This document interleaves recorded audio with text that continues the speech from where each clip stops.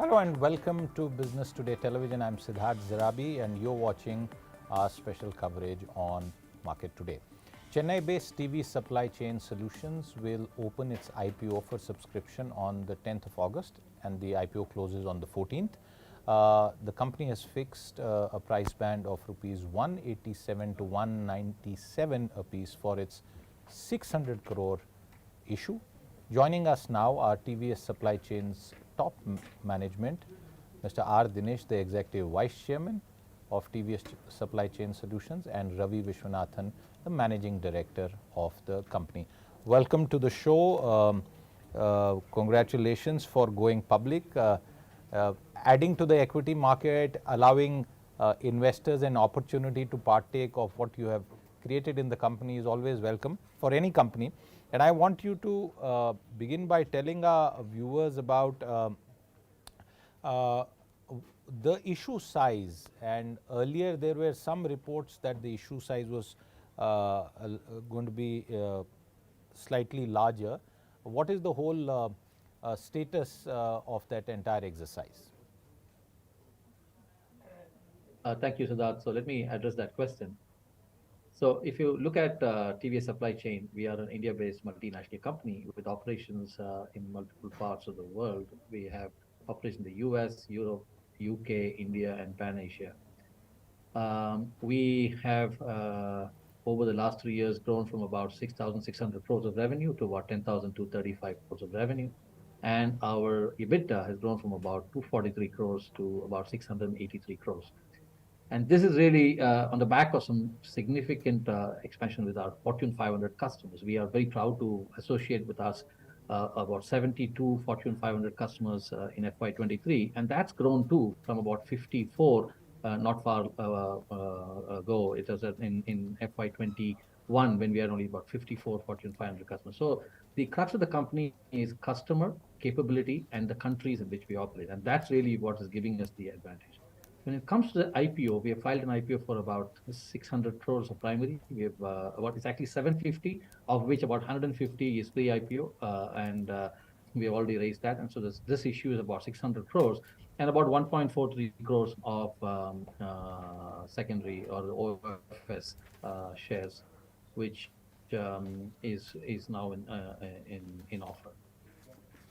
Okay, let me now ask you for the utilization of the proceeds from this issue, and post this, what will the debt profile of the company look like? And Dinesh or Ravi, either of you could answer the question as you feel fit.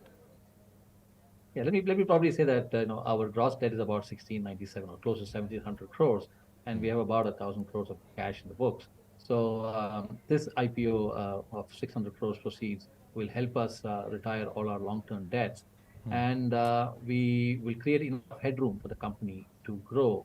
And that is the prime reason for the IPO, is to make sure that we are providing that headroom for us to grow. The second thing is, like I said, we do work with some of the large customers globally. And what comes with an IPO is the transparency in the accounting, the governance, which we stand very tall already, but the IPO really helps the brand, enhances the brand, so that it gives that comfort to the customer base that we have, especially the Fortune 500 customers and the customers of that nature. What are the growth plans for the near term? Where all is the company looking at in terms of expansion and fresh investment? See, like Ravi mentioned, if you look at the focus of this organization, it has been the customer. And we actually looked at acquiring capability from the developed geographies to be able to deploy it in the developing markets. And the 3C, which he said, the customer, the capability, and the country, and that's the basis on which this organization has grown. And it's not just engaging with the Fortune 500 customers, which obviously is very important, but being able to deploy this strategy is the core of this organization. And being an Indian multinational, that presents the opportunity. Okay. Since we're talking about the overseas sort of footprint and your description as an Indian multinational, I want to digress into how the business outlook is overseas, especially in the key geographies that you work in. What is the mood of the clients, given that we've seen a slowdown and cutbacks in spending in various sectors? So, for the sector and the clients that you work with, what's the feedback that you have for the next 3 to 6 months? So, if I were to look back, Siddharth, and we look at post-COVID, I think the key for us is that we grew from 6,600 to 10,235 crores of revenue. And this has come, I would say, fairly secular across the various markets that we work in. If I take India alone, India grew by about 24% last year, and the rest of the world grew by close to 6% last year. And like you said, this is in the light of the economic headwinds and the severe inflationary pressures that one saw in the Western world like never before. The resilience of the business model, along with the kind of customer base that we have, and the diversity of the industry mix that we work with. We work with automotive, we work with industrial, we work with tech and tech infra, retail, energy, utilities, healthcare. So the diversity of the portfolio, the diversity of the geography has really helped the company to forge a path of high growth in the last 3 years in the face of all of the matters that you spoke about in your question. Out of the 4 business verticals, what's the future outlook for the supply chain solutions and the contribution that you see coming from it for the overall business?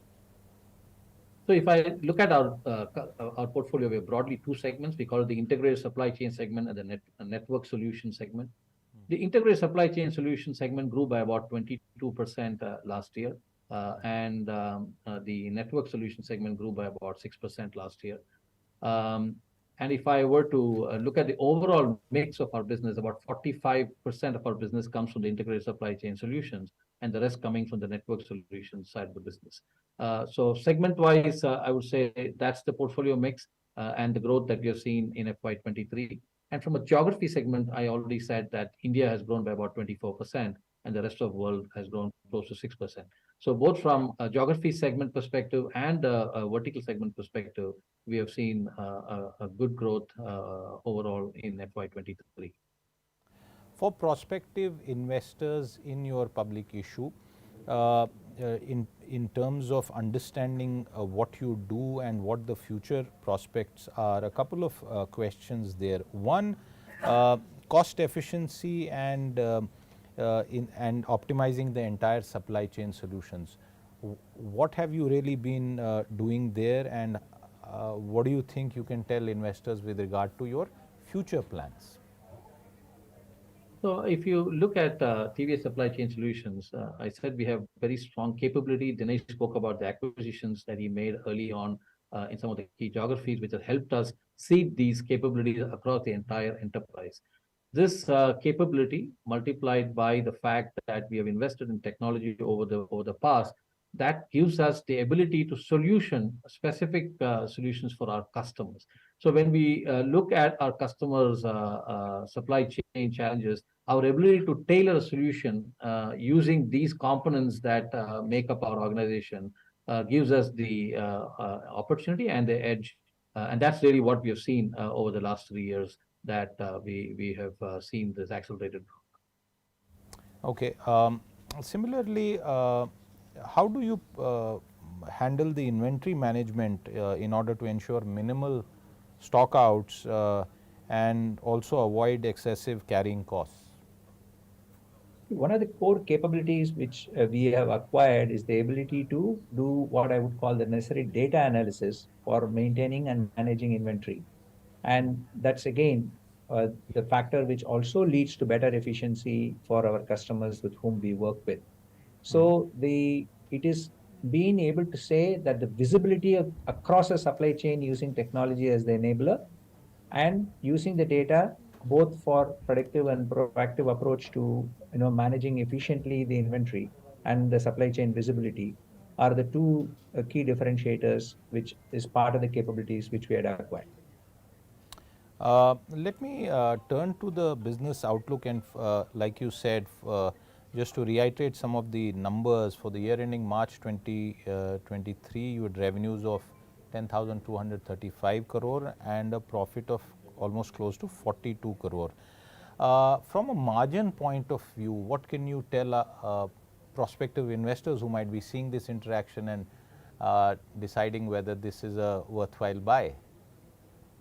So I think, like I mentioned, while our revenue grew from 6,600 crores in FY20 to 10,235 crores in FY23, our EBITDA numbers have also significantly grown from 243 crores to 683 crores. And that has come on the back of a strong set of customers and the ability for us to deploy our solutions that Dinesh spoke about, marrying technology into play and driving productivity, efficiency, and higher quality into what we deliver to our customers. I think that is really what I would like to leave as a message, that the last 3 years is really seen the company grow rapidly on the revenue side and the EBITDA margin side. And now with the IPO, we should be able to raise capital, which will service the long-term debt and create the headroom for growth. And how would that impact profitability in the future? Maybe not if in the short term, but at least a medium term outlook, if you can share that with us. So let me just leave the thought with you that, when you look at our EBITDA of 683 crores and then translate that to a profit after tax that you mentioned of 41 crores, and there is the interest part, which comes in between.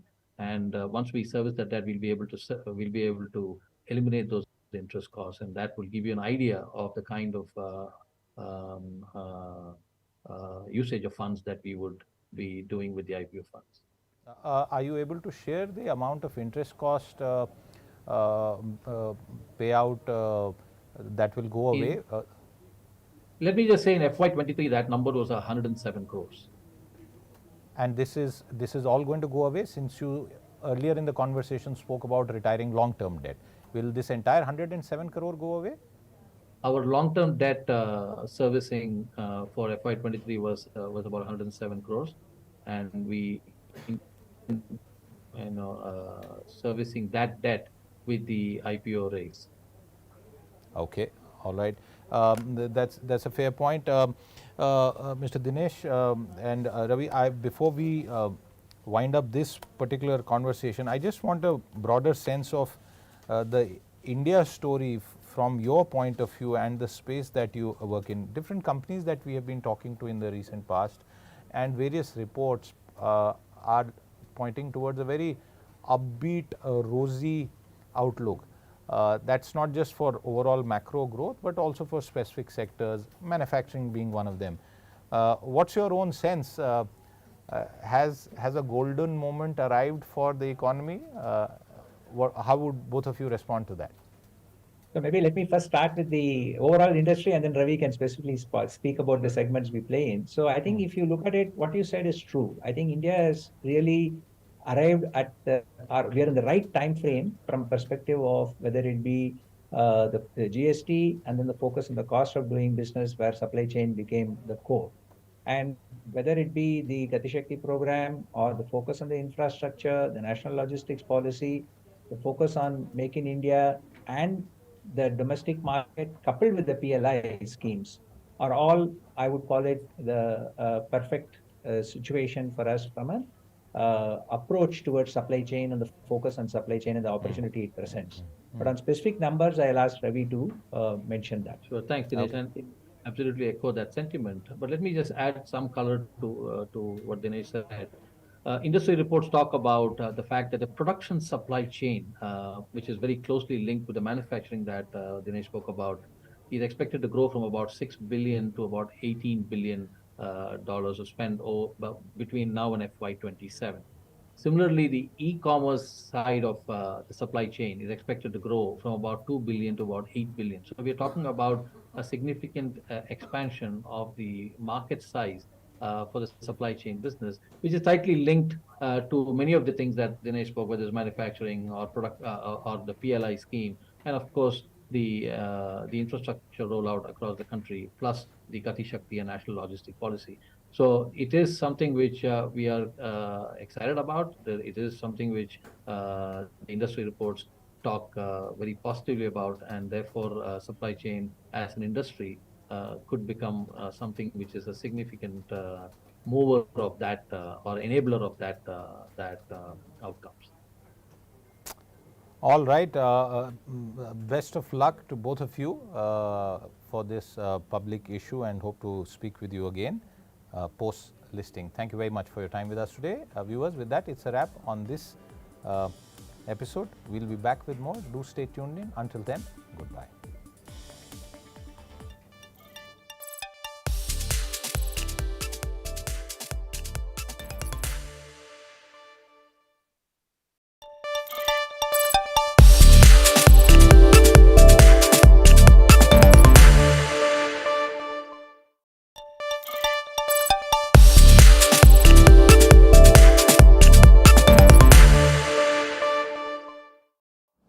Today, foreign policy, trade policy, domestic policy, all not only appears to be, but is being implemented with a view to benefiting the Indian citizen, India and the world.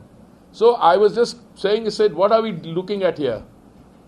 Modi-led India brings growth, global goods and gratitude. Let me give you an example. When the Honorable Prime Minister travels outside, the Prime Minister of Australia, Albanese, calls him boss. The kind of respect with which he is received in Papua New Guinea by their Prime Minister, the Swabhiman, Seva, vaccine Maitri. You see, at the end of the day, no matter which way you look at it, a leader and a country led by a leader with broad shoulders, a tall leader, will be judged not how the country fares in normal times, but how a country responds to challenges. And I believe that the pandemic challenge was once in a lifetime kind of challenge, because I was, as I keep saying, I was in Geneva and New York heading the Indian missions to the UN when we dealt with SARS, Ebola, H1N1. But the pandemic which we had to face in the beginning of 2020 was more like the Spanish flu of 1918, which is resulting in devastation of an unprecedented order. And